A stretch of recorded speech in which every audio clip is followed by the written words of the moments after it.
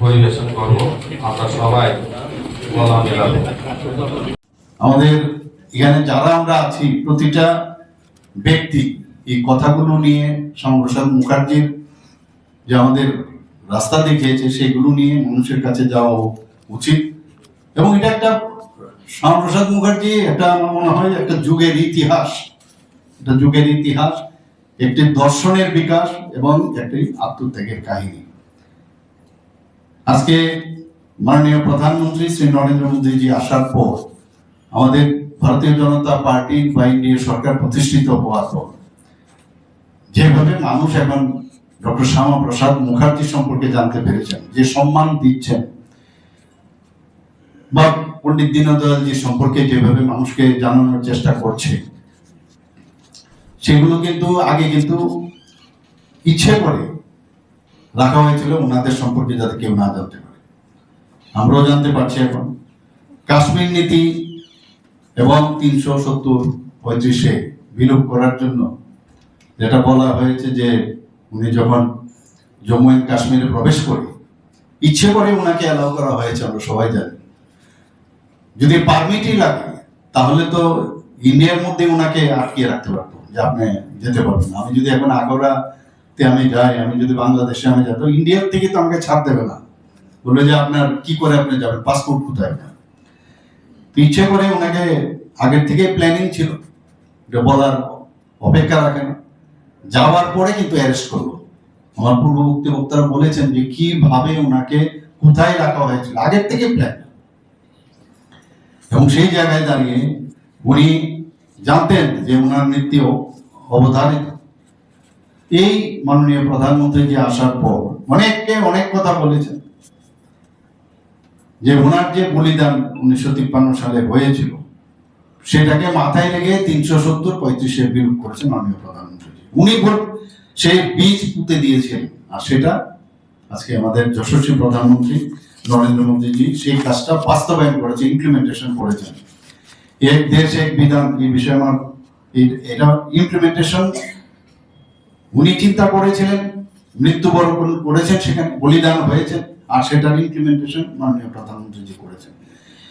তখন বলছিল তো সারা ভারতবর্ষের মধ্যে নাকি বিরাট রায়ট হবে, অনেক কিছু বলেছে যে দেশ খণ্ড বিখণ্ড ইত্যাদি হবে, কিন্তু সাহসিকতার সাথে সেটা করতে পেরেছেন আমাদের মাননীয় প্রধানমন্ত্রীজি। সেটা 2019-এর 5ই আগস্ট। আজকে ওনার আমি আরেকদিন আমাদের যে বলিদান দিবস আমি সেটা বলেছি যে এই যে সিএ মাননীয় প্রধানমন্ত্রীজি ওনার যে চিন্তাধারা তার উপর ভিত্তি করে সেটা কিন্তু করা হয়েছে। আজকে যারা নিপীড়িত যারা আছেন বাংলাদেশ, আফগানিস্তান বা পাকিস্তান, সেখানে যারা সংখ্যালঘু, হিন্দু হোক বা খ্রিস্টান হোক, জৈন হোক, শিখ হোক, বৌদ্ধ হোক, তাদেরকে এই যে সিএ কথা কিন্তু ওনার চিন্তাধারার কারণেই কিন্তু আজকে এই কথাটা হয়েছে। এবং এই সিএ লাগু কিন্তু এবং নেহেরু লিখে যে চুক্তির বিরোধিতা উনি করেছিলেন, যে আমার যারা ওই জায়গায় যারা হিন্দুরা আছেন বা অন্যান্য সংখ্যালঘুরা আছেন তাদের নিরাপত্তা আগে দিতে হবে। এবং যে কারণে আজকে সেটা কিন্তু এই ভারতীয় জনতা পার্টির সরকার আসার পর সেটা করেছে। আমরা সবাই জানি যে উনি শিল্পমন্ত্রী ছিলেন নেহরুর যে মন্ত্রিসভায়, এবং সেখানে উনি প্রথম যেখানে ইন্ডাস্ট্রিয়াল পলিসি রেজলিউশন 1948-এ তৈরি করেন। এবং ওনার সময়ে কিন্তু ওনার সময়ে যে চিত্তরঞ্জন লোকোমোটিভ ওয়ার্কস, সিন্ধ্রি সার কারখানা এবং হিন্দুস্তান এয়ারক্রাফটের মতো উনি বুঝেছিলেন যে যদি আমাদের ইন্ডাস্ট্রি যদি ডেভেলপ না হয়, এই স্বনির্ভরতার যে বিষয়, আমাদের যে সেলফ রিলায়েন্স হওয়ার বিষয়, সেটা মাননীয় প্রধানমন্ত্রীজি এখন সেটা করছেন। বলছেন যে যেমন মেক ইন ইন্ডিয়া, বা যেটা বলছেন যে ভোকাল ফর লোকাল, আজকে কিন্তু সেটা কিভাবে এস্টাবলিশড হচ্ছে। আমরা কিছুদিন আগেও আমি দেখেছি যে আমাদের এই বিএসএফ ক্যাম্পে আমি গিয়েছিলাম, সেখানে আমাদের যশস্বী গৃহমন্ত্রী যে এসেছিলেন, সেখানে ওরা বিএসএফ এ আর্মস গুলো ওখানে ওরা প্লেস করেছিলেন। এক একটা আর্মস দেখে আমি অবাক হয়ে গেলাম। ওরা বলছে যে আমাদের ইন্ডিজিনাস আর্মস সেগুলো।